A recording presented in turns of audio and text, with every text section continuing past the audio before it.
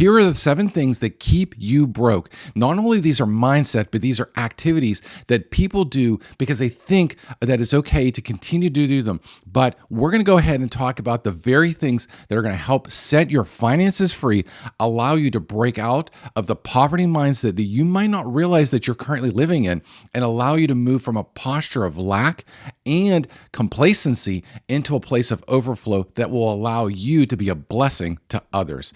Let's go ahead and get started. So the number one thing that a lot of people do is their mind will start to focus on lack. This is incredibly important because I want to talk about what it means to focus on lack, how it looks like, and how you can go ahead and change your mindset to be able to start operating in overflow. Focusing on lack is looking at a situation and saying, I can't do it because of XYZ. It is a very common thing for people to do because what they say is, I don't have the finances to accomplish that, or I don't have the education, or this is not the right time. I have children. I may have a situation where I don't have the time or I don't have the capability. What happens is that when the moment you focus on lack, what it does is it redirects your attention and actually puts you on the path of lack. It's no different than whenever you're driving a car. Wherever you look, that's where you're going to ultimately drive. If you ultimately start to see a different path through the highway, let's say you're on a highway and there's a traffic jam in front, but you notice that you can go ahead and take an exit and then hop back on, and you'll miss that traffic jam because it's on a bridge over an intersection. What you do is rather than focus on the traffic jam that's in front of you, you focus on the exit, go down, and then go back up the ramp, and you can avoid it. This is actually a very simplistic example, but it does truly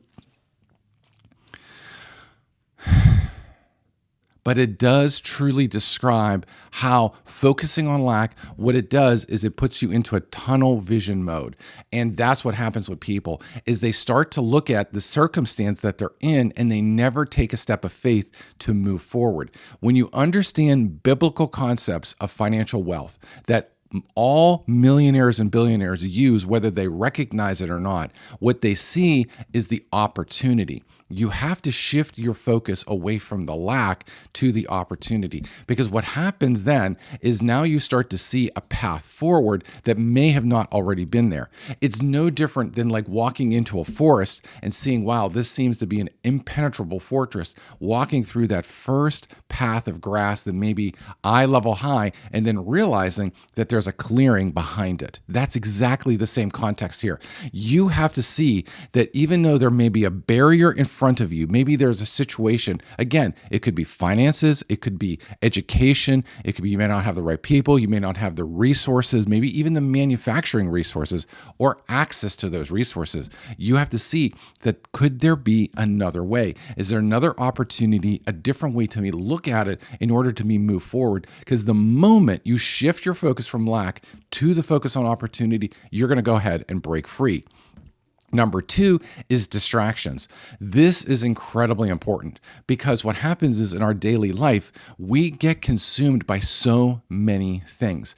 In fact, if you took just a chronicle of the things that you did, just go ahead and write down every single thing you did throughout the day and just took the time to see how much time you spend on social media, how much time you spend checking your messages, your emails, maybe your WhatsApp, or even just different type of messengers, and going through just the distractions, the communication, the phone calls, the number of interactions that you have, what you'll start to see is that they mount up day over day. This is a really complicated problem for people because they could include their children, it can include their work, it include, situational things that just crop up out of nowhere. Maybe there's a family emergency, maybe there's a change in a schedule last minute, or whether or not there's even traveling that things happen. What ultimately occurs is that there's a distraction that happens in the moment in time. What it does, it starts to consume the hours in the day that you're now supposed to be applying to other things. And when you recognize the concept of 1% better, this is a really simple concept that if you go ahead and apply 1% better day in and day out, week over week, what happens is over a period of a year, you get a significant amount of time back. So example for 1% better is imagine you go ahead and you're checking your email throughout the day. Well, an example would be is installing an app like Microsoft Copilot to be able to check your email and to auto respond to things that you automatically would normally do. This is a very simple example. Another situation would be is just cut out social media until certain points of time so that you can free up those moments in order to focus on other things. Distractions become one of the most powerful disablers of your future, because what it does is just fills your time up with things that ultimately don't matter. And that's really important. Number 3 is you've got to go ahead and you've got to stop blaming the circumstances. I can't tell you enough how I've even done this myself, and I've seen others do it. Circumstances are in the past, in the rearview mirror. That's all they are. That's it. Those are historical things. If anything, those should be learning experiences on what not to do going forward. You can even hear stories of people talking about the glory days, how high school was awesome, college was awesome, that these experiences that they had over the years, that they missed those opportunities, that they passed on that business, or they should have got that degree, or they didn't study hard enough and they didn't apply themselves to their work. These are situations that as you move forward, what happens is, again, you're shifting your focus onto what happened rather than taking the opportunity to learn from those mistakes and move forward. Thomas Edison's most famous quote, talking about the light bulb, and I think he said he found like 1,000 ways not to create the light bulb. That's how he looked at it. He didn't say 1,000 ways that he failed creating the light bulb, but not to create the light bulb. So then he learned and ultimately settled on the system that is even currently implemented today, even though it is ultimately being replaced by LED lights. These circumstances are all opportunities for you to take these things and move forward in a positive way. No different than distractions, because what happens is it shifts your focus away from the things that you're accomplishing to move forward in victory. And it's very key that you start to see what you could have done. Think about it. Go back and do a retrospective. Ask yourself, if that opportunity presented itself again to you, what would you do? Would you do something different? Would you do the same thing? Is there opportunity to engage different people? Take those moments and play through that and learn from that opportunity so that if something similar comes up in the future, you can move forward in victory. And it's a very straightforward thing because you can see the things that people have done. Remember, this is rear view mirror. So you can see the situation that you didn't succeed in, and then you can look at situations in which people had similar circumstances and how they approached it, and then just copy it. Because at the end of the day, that's all you have to do. The most important thing for number 4 is you do have to stop entertaining yourself in your discretionary time. This is really important. If you are currently working a 9-to-5 job, that is something that you want to apply yourself and be very successful in while you're doing it. But while you're home and you're decompressing from work, don't be just doom scrolling on social media. Don't be consumed by all the activities that your children are participating in. I got caught up in, for many, many years, my kids were involved in top tier soccer. We traveled a lot. They practiced almost every day of the week, and it became such a burden from a time perspective. But what I realized during that opportunity is, even though I was entertaining myself with all these different activities, I had moments to do what's called micro learning. In the moments of your discretionary time, this is the thing in the age of social media and the age of YouTube and all the things with Wikipedia, Google, and AI, you now have the capability to micro learn and be able to make yourself better. Take a book, download a Kindle app, and continue to take those opportunities, those windows, 15 minutes, an hour here and there, and just improve yourself during the time you would be considered downtime, especially towards the end of the night. There's nothing better for you to then just read a book and be able to kind of coast in the evening. Stop entertaining yourself looking for funny videos, cat videos, and all the things to make you laugh and to make you feel joyful, because that's not how you get joy. Joy comes from the presence of God, and that comes from a different situation. So if you start to focus on aligning the things that you need to do, what you'll see is that entertaining yourself is ultimately another form of distraction, another form of shifting your focus. And what happens is the moment you apply yourself in those moments of opportunity, you'll actually continue to advance yourself, and you'll make yourself more valuable both at your job and at your business. And the next one that I want to talk about, which is really, really key, is you have to focus, and this is number 5, is stop leveraging your time. This is key because time is the only thing that isn't a commodity in your life. Now, let me explain this a little bit and understand what it means to stop leveraging your time and why this is the fifth one, because as you start to stack the previous four, you'll start to truly understand what it really means. Because every single thing on this earth, including money, is ultimately a commodity. There's always more of it. That's the definition of a commodity. There's always more of it. You may not be in a position where you have overflowing finances. You may not have a position where you have overflowing employees and resources and even brand and sales and marketing recognition. But you will if you start applying these things. The one thing you'll never get back is your time. So what you have to do is you have to stop wasting your time on the things that don't matter. It's very important to plan out your day. You need to understand that every single day is a precious set of 24 hours, of which 8 of it's probably going to be in bed. So you really have 16 hours. When you start taking out meals and prep time, you really do ultimately have between 8 to 10 hours of functional time, whether that's for your job or for yourself, to be able to move things forward. Leveraging your time is one of the most important things that you must stop doing, but you must leverage it in a way that takes advantages of it because it is something that you can build upon. So how do you do that? Well, the most important thing that you must do is understand that you can't do things alone, that God didn't put you on this earth to walk out life by yourself. The whole thing about solopreneurs is really just a temporary thing until you've established yourself to move yourself forward. Even in your job, you're going to have teammates with you to be able to help move forward. Don't do the excess work that other people are responsible for. Do the things you're supposed to do and then do the things that matter, because that's the key thing. As you continue to focus on the core things that you should be doing in a day, and rather than the little things that you just get interested in to fill the time, even though they may be important, it is about priority. That's why planning your day is so key. If you understand that it's important to exercise today, then you should prioritize your exercise. If you know that you need to get that presentation done for work, then you should get that presentation done for work.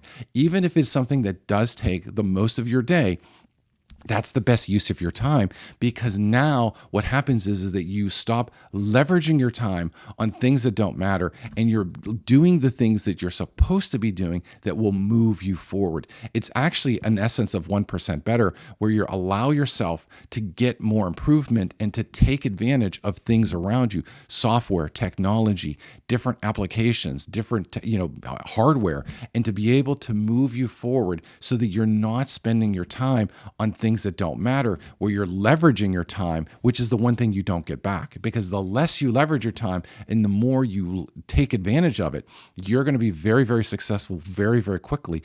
And the things that you're advancing forward, which are more important, will actually accelerate all the things you do. Let me give you an example for this. It's no different than if you're trying to, let's say you're going to go ahead and open up a restaurant. What you could do is you could spend a lot of time going around your city and looking at different pieces of property, places where they may be abandoned, maybe existing restaurants that are looking to sell that you can repurpose. And you can spend months and months and months looking for the perfect location, even though there's probably 5 or 6 awesome locations in your town, probably even close to your home. So the thing is that when you're leveraging your time, what you're doing is you're going to continue to search for that perfect location, because you think, oh, I have all the time in the world. No, you don't, because those things, especially in a real estate context, are timed. Those locations may be on the market for a while, but that doesn't mean they're going to be on the market tomorrow. Once you find the location that fits the bill, you don't have to keep looking. Just take advantage of it, move forward, and then scale. That's the key thing, is it's always about a forward and up motion. Number 6 is you've got to stop believing that you have nothing to offer. I can't tell you how many people have imposter syndrome in this world. It's something that really cripples the people's ability to be able to accomplish great works. You think because you don't have an education that you can't offer anything. If you think because you don't know something, you can't offer something, that your skill set doesn't qualify you, your name or your background or even your finances automatically disqualify you. You have to stop believing that you have nothing to offer. There was a story that I heard once about a librarian who decided to create basically an online course, something that she did really well, and she basically put it in a digital asset, something that was an income producing asset that would be able to be sold in scale, because it was, since it's digital, that people just keep downloading it over and over again. It's no different than software or an app on your phone. She sold it for $100, and after 5 years, she sold that part of the business, basically that business, for $1 million. So here's the thing that you think about it from a librarian's perspective. What does a librarian have to offer to society? This is a person who keeps basically a bookstore that people can come in and get books for free. So what could a librarian offer to people? She found a way to be able to put a school plan together that people enjoyed. It was priced correctly, and she got a ton of value out of it. The people got more value out of it, which is very critical when you're doing income producing assets. And now what it did is it allowed her to be able to scale to a 7-figure business when she sold it. You have to understand is that you have some skill set that's unique to you. You have a certain style, you speak a certain way, you convey a certain idea. And then as you start to move forward, you have to see that people will actually enjoy what you're doing and to be able to be successful. Even a story with my wife, whenever she was creating books, she was an author that no one knew about. Yet within her first book sale last year, she became a 4-time bestseller on Amazon within 4 hours. And she was not renowned. She didn't have a social media presence that was public. And it launched, and within 4 hours, because the book resonated so well with all the things that were happening, people bought it and she became a bestseller. And her next book also continues to do well. So you have to recognize that this was a mom who raised her kids for 20 years and didn't even have a job external to the home, and yet a total unknown had something for people that they had a need for, and they did it, and they used it, they purchased it, and moved on. So you have something stored up inside you that will offer some kind of greatness that people will be more than willing to pay for, and to be able to do this. So you've got to stop believing that you have nothing to offer. And the last thing, number 7, that I want to talk about that's going to continue that right now is keeping you broke, but will allow you to break through, is don't pass on an opportunity because of X. This is key. And X is, you can put anything in there. Don't pass on the opportunity because of some reason. Because again, what we talk about, whether it's your finances, whether it's your intelligence, whether it's your capability, even because of your time or your family situation or all the things that are going on.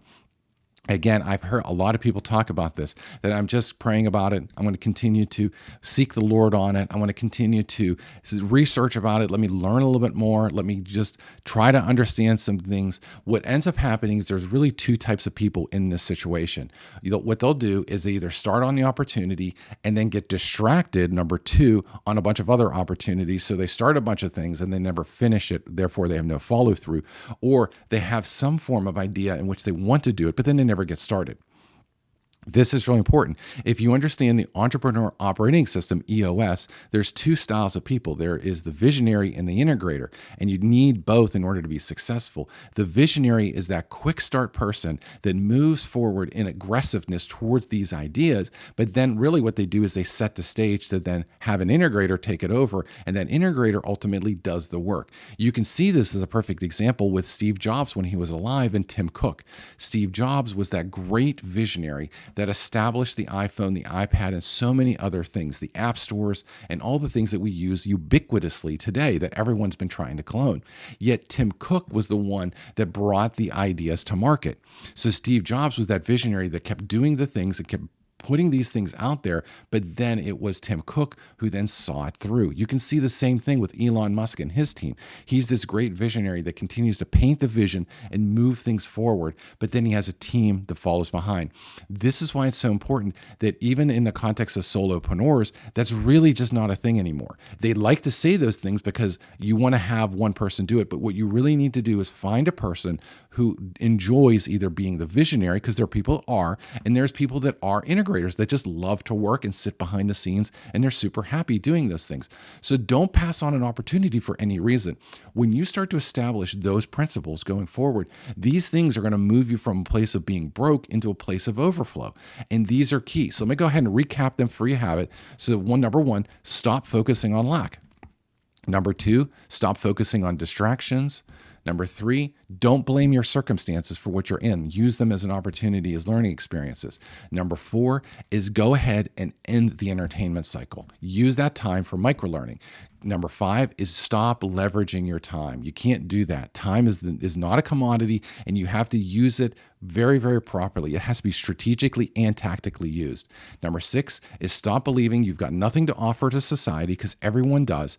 And the last one for number 7 is don't pass on the opportunity because of a reason. Just continue to move forward. You'd be surprised that most entrepreneurs are successful just because they don't quit. Not because they got it right the first time, but because they just continue to figure things out.